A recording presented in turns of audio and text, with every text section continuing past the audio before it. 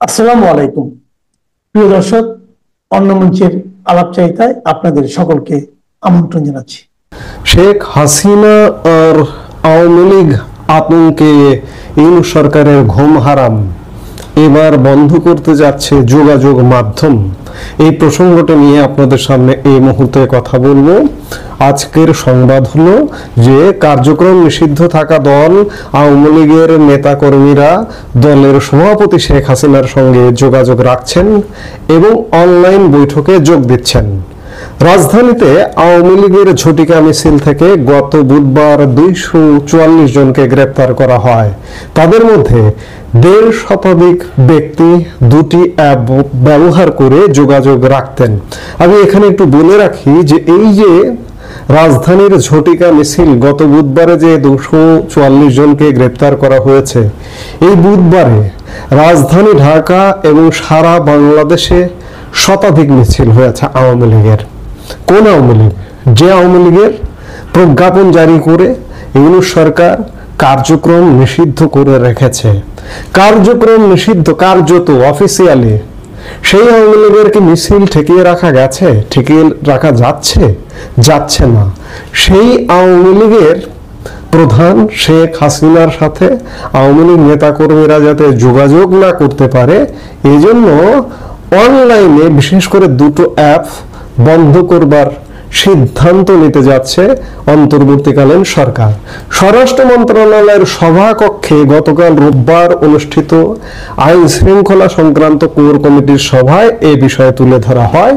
সূত্র জানায়, বৈঠকে আলোচনা হয় যে আপাতত রাতে দুটি অ্যাপ হচ্ছে টেলিগ্রাম এবং বোটিং ব্যবহারের গতি কমিয়ে দেওয়া যায় কিনা তা খতিয়ে দেখবে এবং আগামী জাতীয় নির্বাচনের তফসিল ঘোষণার পর 2 অ্যাপ বাংলাদেশে বন্ধ করে দেওয়া হবে। একটু স্মরণ করিয়ে দিতে চাই, ইন্টারনেট দুনিয়ায় প্রভাব বিস্তারের কারণে, অনেকগুলো অ্যাপ বন্ধ করে দেওয়ার কারণে, ইন্টারনেটের অনেকগুলো প্ল্যাটফর্ম বন্ধ করে দেওয়ার কারণে এই যে সেদিন গত 8 সেপ্টেম্বর তুমুল আন্দোলন হলো নেপালে এবং 9 সেপ্টেম্বর নেপালের সরকার কেপি শর্মা ওলির সরকার রিজাইন দিতে, নেপালের প্রধানমন্ত্রী রিজাইন দিতে বাধ্য হলেন। আমি জানি না ডক্টর ইউনূস সেদিকেই যাচ্ছেন কিনা।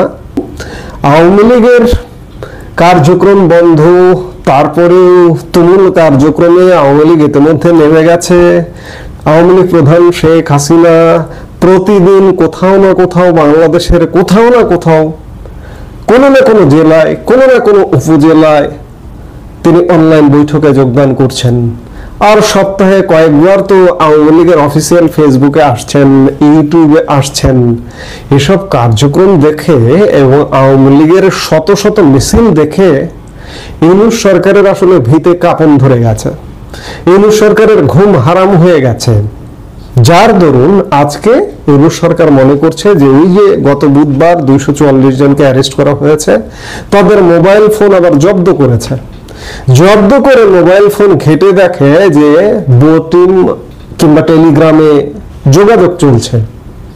আপনি যোগাযোগ বন্ধ করে দিলেই কি আপনি যোগাযোগের নেটওয়ার্কের বাইরে রাখতে পারবেন? এটা সম্ভব?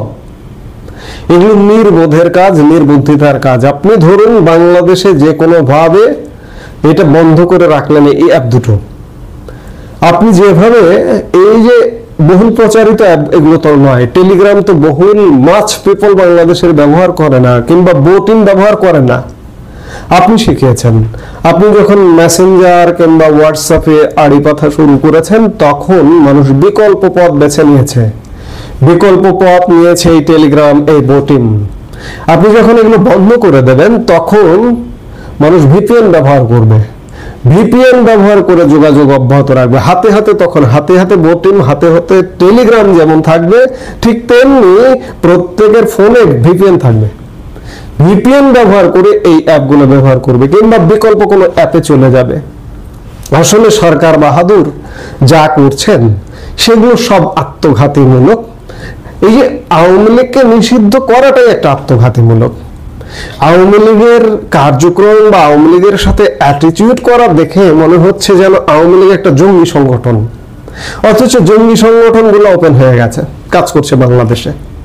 জঙ্গি সংগঠন তো হচ্ছে আন্ডারগ্রাউন্ডে থাকা, এগুলো বিশেষ কিছু মানুষ করে, সেগুলোকে হয়তো বন্ধ করে রাখা যায়, দাবিয়ে রাখা যায়, চুপচাপ রাখা যায়, সেগুলো আন্ডারগ্রাউন্ডের থেকে কাজ করে।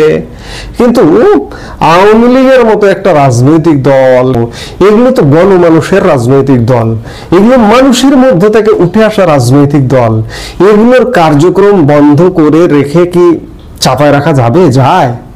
যায় না। এটা আপনারা এখনো পর্যন্ত একটা ভুলের স্বর্গরাজ্যে বসবাস করছেন। আওয়ামী লীগকে প্রোটেস্ট করুন আপনারা আপনাদের কাজ দিয়ে। আওয়ামী লীগ গত 16 বছরে তো বহু ভালো কাজের মধ্যে বহু বিতর্কিত কর্মকাণ্ড আছে। আওয়ামী লীগের বহু নেতা বিতর্কিত নেতা আছে, আপনি তাদের ধরতে পেরেছেন? বিদেশে পালিয়ে গেল কিভাবে? ধরতে পারলেন না কেন? তাদের ধরে যদি দুর্নীতির দায়ে শাস্তি দিতেন তাহলে ভাবতাম যে আপনারা কাদের কাজ করেছেন। কিন্তু তা না করে গণহারে আওয়ামী লীগ নিষিদ্ধ। আরে ভাই, কোন আওয়ামী লীগকে আপনারা নিষিদ্ধ করছেন? যে আওয়ামী লীগ বাংলাদেশের স্বাধীনতা দিয়েছে, মুক্তিযুদ্ধের নেতৃত্ব দিয়েছে, সেই আওয়ামী লীগকে নিষিদ্ধ করে জঙ্গি সংগঠনকে নিয়ে লাফাঝাপা করবেন? মরণের ফাঁদ গজাচ্ছে আপনাদের, গর্ত খুঁড়ছেন আপনারা, এই গর্তে আপনারাই পড়ে যাবেন। কাজেই আপনারা ভয় পাচ্ছেন আওয়ামী লীগকে, ভয় পাচ্ছেন একজন শেখ হাসিনাকে। শেখ হাসিনার স্ট্রং উপস্থিতি দেখলেন এই যে গতকালকে 28শে সেপ্টেম্বর তার 79তম জন্মদিন গেল। বাংলাদেশের সোশ্যাল মিডিয়ায় এর প্রভাবটা আরেকবার দেখলাম। শেখ হাসিনা বাংলাদেশের মানুষের জন্য যে কাজ করে গেছেন সেটি আরেকবার গতকালকে প্রমাণিত হয়েছে। ক্ষমতায় থেকে এতটা হয়েছে কিনা আমি জানি না, গতকালকে একটা বিস্ফোরণ দেখলাম তার জন্মদিন পালনকে কেন্দ্র করে। কাজে এইভাবে নিয়ন্ত্রণ আরোপ করে, নিষিদ্ধ করে বন্ধ করে রাখা যায় না, দাবায় রাখা যায় না। নিষিদ্ধতার প্রতি আরো বেশি আকর্ষণ বাড়ে, মানুষের আকর্ষণ দিন দিন আরো বাড়ছে, আর আপনারা ভুল করছেন। এই ভুল আজকে হয়তো আপনি উষ্টা খায় পড়ছেন না, কালকে মাস্ট পড়বেন। এসব থেকে বেরিয়ে আসুন, এখনো সময় আছে, বেরিয়ে আসুন।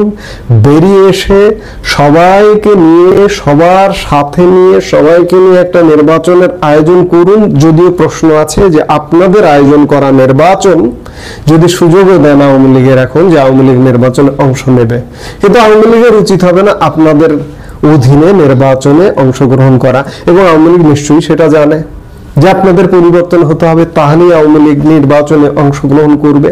যেটি হোক, আপনারা এই যে অ্যাপ বন্ধ করবার সিদ্ধান্তটা আর একটা ভুল সিদ্ধান্ত নিচ্ছেন, একের পর এক ভুল করছেন।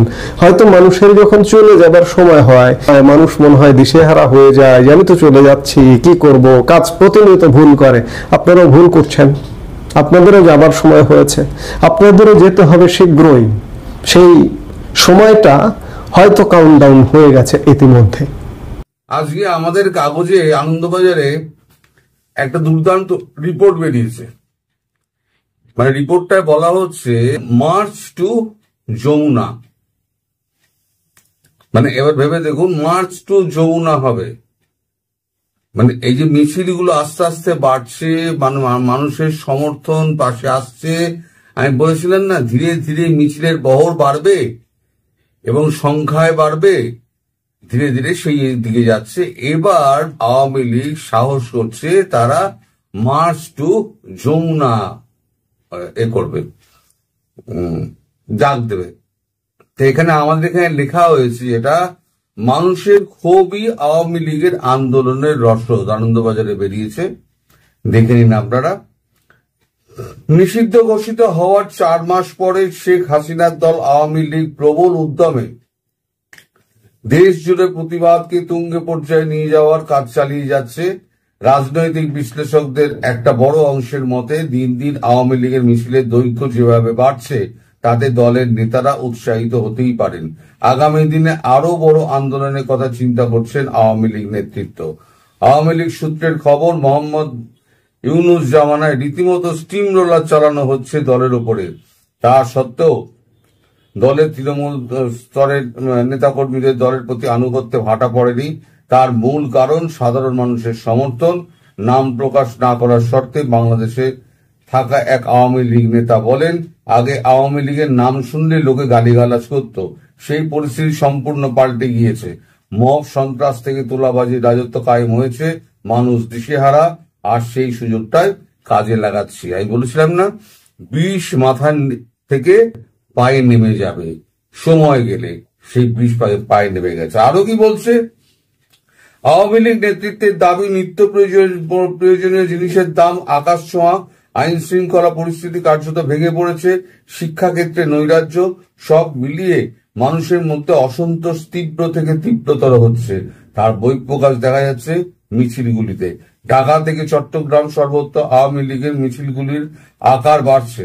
দলের নেতাদের দাবি, গত 24শে সেপ্টেম্বর ঢাকায় যে বিক্ষোভ মিছিল হয়েছে তার বহরে রীতিমতো অবাক হতে হয়। দলের প্রেসিডিয়াম সদস্য জাহাঙ্গীর কবির নানক বলেন, মিছিল আরো বাড়বে, প্রতিদিন বিক্ষোভ মিছিল হবে। যে অনাচার বাংলাদেশে চলছে তার অবসান গণতান্ত্রিক পদ্ধতিতেই হবে। আওয়ামী লীগ সূত্রের খবর, আগামী দিন মার্চ টু যমুনার ডাক দেওয়া হবে কিনা সে ব্যাপারেও চিন্তা ভাবনা করছেন দলীয় নেতৃত্ব। বিক্ষোভ মিছিলের তীব্রতা আরো বাড়ানো হবে। আপাতত মিটিংয়ে দলীয় কর্মসূচি সিদ্ধান্ত রাখতে চাইছেন না শেখ হাসিনার দলের নেতারা। সূত্রের খবর, সামাজিক কাজকর্মের মাধ্যমেও জনসংযোগ বাড়াতে শুরু করেছেন তারা। আপাত দৃষ্টিতে ওই সংগঠনগুলির সঙ্গে রাজনীতির কোনো সংযোগ যোগাযোগ থাকবে না। তাছাড়া যে সকল নেতাকর্মী জেলবন্দী রয়েছেন তাদের পরিবারগুলির পাশে আর্থিক সাহায্য দিয়ে দাঁড়াচ্ছে আওয়ামী লীগ। দলের নেতারা মনে করিয়ে দিয়েছেন, আজ 28শে সেপ্টেম্বর দলনেত্রী শেখ হাসিনার জন্মদিন, তাই নিঃশব্দে প্রচার হয়েছে গত 15 বছরে বাংলাদেশে কি কি উন্নয়ন হয়েছে আর আজকের পরিস্থিতি কি। দলের যুগ্ম সাধারণ সম্পাদক বাহাউদ্দিন নাসিমের কথায়, সত্যকে কোনোভাবেই ধামাচাপা দেওয়া যাবে না। প্রতিদিনের অভিজ্ঞতা থেকে মানুষ বুঝতে পারছেন শেখ হাসিনার জামানা কতটা ভালো ছিল, তাই আগামী দিনে মিছিলের সংখ্যা বাড়বে তার বহরও। সূত্রের খবর, মিছিল ঠেকাতে হিমশিম খাচ্ছে পুলিশ। ঢাকার পুলিশ অফিসারদের সরকার সাফ জানিয়ে দিয়েছে, মিছিলের আগাম খবর না পেলেই বদলি করে দেওয়া হবে। এটা নিয়ে পুলিশ প্রশাসনে ব্যাপক চিন্তার মধ্যে রয়েছে। দেশের মাটিতে ক্ষোভ রয়েছে, প্রশাসনে ব্যাপক ক্ষোভ রয়েছে। দেশের মাটিতে যেমন ইউনূস বিরোধী বিক্ষোভ চলছে, বিদেশের মাটিতেও তা অব্যাহত রেখেছে আওয়ামী লীগ।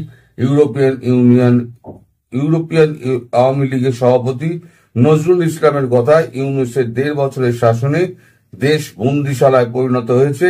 এই সময় খুব দূরে নয় যখন আওয়ামী লীগের মিছিলে মানুষের স্বতঃস্ফূর্তভাবে নেমে আসবেন।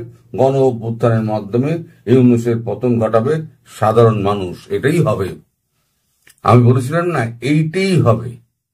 সাধারণ মানুষই রাস্তায় নেমে এসে মিছিলের সঙ্গে যোগ দেবে, দিয়ে বলবে চলো আমরা তোমাদের সঙ্গে আছি।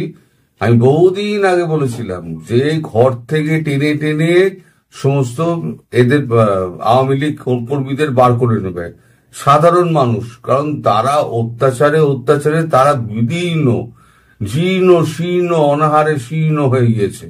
তারা এক দ্রব্যমূল্যের বৃদ্ধি দ্রব্যমূল্য এমন জায়গায় পৌঁছেছে দামটা, সেটা সাধারণ মানুষের পক্ষে লাগাম দেওয়া সম্ভব না, টানা সম্ভব নয়।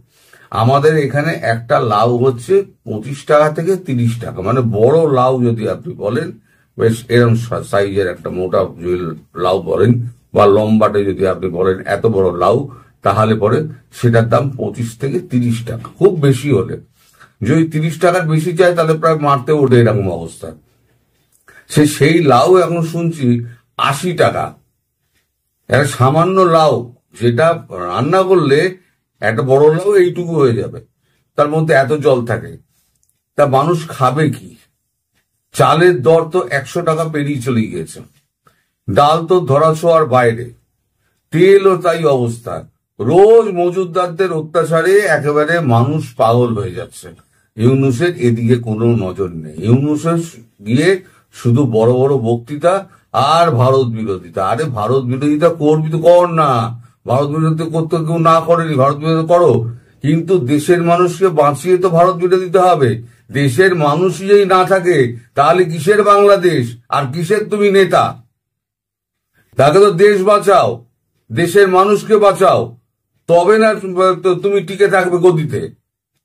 তাই পাগল ছাগলদের কি বোঝাবেন? আমি যখন আগে ইউনূসকে যখন গালাগালি করতাম, মানে চোর, জোচ্চোর, ছ্যাঁচোর, দুর্নীতিবাজ, তখন সব নানান রকম কমেন্ট আমার এতে আসতো, কমেন্ট বক্সে আসতো। স্যারের 100 বছর হায়াত হোক, কেউ বলছে হায়াত 1000 বছর হায়াত হোক, আপনি গোল্লায় যান, আপনি গুজববাজ। এখন সবাই মুখ খুলছে। প্রথম আমি মুখ খুলেছিলাম, এখন সবাই, দেশের মানুষও মুখ খুলছে ইউনূসের বিরুদ্ধে। ইউনূস কতদিন এগুলো আটকে রাখবেন? ইউনূস এগুলো আটকে রাখতে পারবেন না। আর এদিক দিয়ে সমস্ত মানে সন্ত্রাসবাদী পাচার করছে আমাদের পাকিস্তান, যাতে ভারতের বিরুদ্ধে একটা যুদ্ধ ঘোষণা করা যায়। আর ভারতের বিরুদ্ধে যুদ্ধ ঘোষণা করলে বাংলাদেশটা নষ্ট হবে। আসলে ওনার উদ্দেশ্য হচ্ছে বাংলাদেশ থেকে অস্থির করে ধ্বংস করে দাও। এবার পাকিস্তানের নওয়াজ শরীফ, তিনি ইউএনজিএতে দাঁড়িয়ে এমন একটা বক্তব্য দিয়েছেন, সেটা নিয়ে সারা পৃথিবীতে তোলপাড়। For that, Pakistan's sacrifices are probably the biggest around the globe. It must be respected and appreciated because we are a bulwark. Had these terrorists not been encountered by us, they would have been roaming on the streets of New York and London and God knows Far East. So I think this is our humble contribution, not only for the people of Pakistan, but the people all over the world. Today we face a... তিনি justify করছেন যে সন্ত্রাসবাদকে আমরা পোষণ করি, মানে বগল দাবা করে রেখে দিই, এই কারণে যাতে ইউরোপ, আমেরিকা, লন্ডন যাতে নিশ্চিন্তে থাকতে পারে, তাই আমরা সন্ত্রাসবাদী পুষে রেখে দিই। এবং আমরা বাংলাদেশ আমরা কারখানা খুলছি।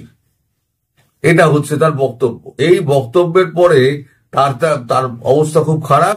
সে চারদিকে মার কাটের মতো অবস্থা, সে সবাই তাকে দুষছে। এই যে এতদিন ধরে তো শাহবাজ শরীফ তো এত কথা বলেছেন, কিন্তু কখনো তো বলেননি যে সন্ত্রাসবাদ আমাদের ভিতরে, সন্ত্রাসবাদী আমাদের মাটিতে আছে। এখন বলছে কেন? এখন ডোনাল্ড ট্রাম্প রয়েছে সঙ্গে, ডোনাল্ড ট্রাম্প সঙ্গে রয়েছে বলে এখন তিনি সন্ত্রাসবাদীদের পক্ষে গান গাইছেন। আর সেই সন্ত্রাসবাদী উনি চালান করছেন বাংলাদেশে চালান করে পূর্ব দিক দিয়ে উনি চিন্তা করছেন যে অ্যাটাকটা করা হবে, তাহলে ভারত মারতে বাধ্য হবে এবং বাংলাদেশটা ধ্বংস হবে। কিন্তু ভারতও ওয়েট করছে, আগে তুই মার, তারপর আমি দেখছি। এইটা হচ্ছে ব্যাপার। এখন আগামী দিনগুলোতে বড় নাটক বাকি আছে। আপনারা অপেক্ষা করুন এবং ধৈর্য ধরুন। দেখুন, আমি বলেছি না, সূর্যোদয় হবেই, হয়তো একটু দেরি হচ্ছে। কাল রাত্রি বড়, আর তার শেষ হলে তবে দিনের আলো আসবে। আপনারা সবাই ভালো থাকবেন, সুস্থ থাকবেন, সাবধানে থাকবেন এবং সপ্তমীর শুভেচ্ছা নেবেন। সবাইকে আমার ভালোবাসা রইল। নমস্কার।